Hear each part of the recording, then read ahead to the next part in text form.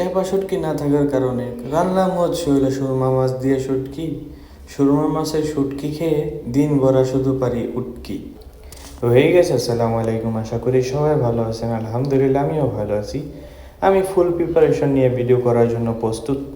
তেমন থেকে অর্ডার করছিলাম একটা স্ট্যান্ড, গলার স্ট্যান্ড, তো সেটা দিয়ে ভিডিও করা স্টার্ট করলাম।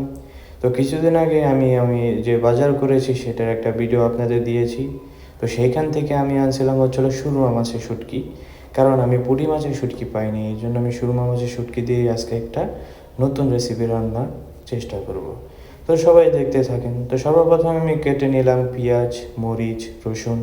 তো এবার বের করবো হচ্ছিলো সুরমা মাছের শুটকি। তো সেগুলো দুইটাই নেব, বেশি নেব না, কারণ আমি একটা মানুষ, একাই খাবো, অল্পই খাবো। একদিন রানবো, একদিনে খেয়ে ফেলবো।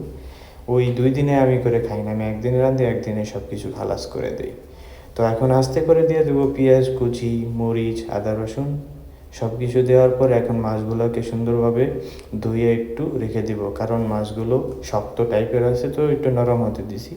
তো সব কিছু কষানোর পর পেঁয়াজগুলো লাচা লাচা ভাব হওয়ার পর দিয়ে দিতেছি হলো সুরমা মাছ, কারণ এগুলো অনেক শক্ত ছিল। তো এর জন্য এদের ভিতরে কাটাও ছিল, এই জন্য আমি হাত দিয়ে ছেড়ে ছেড়ে দিয়ে দিলাম।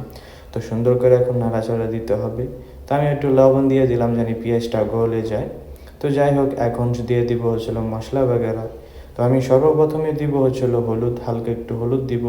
তারপর দিব হচ্ছিলো চিলি মরিচ, তারপরে একটু জিরা টিরা দিয়ে একটু করতাম। তো যাই হোক, আমি রান্না করতে পারি না, যতটুকু পারি আলহামদুলিল্লাহ। সবাই ভালো থাকবেন, সুস্থ থাকবেন, আর সবাই এটাই জিনিসটা ট্রাই করবেন বাসায়। আল্লাহ হাফেজ।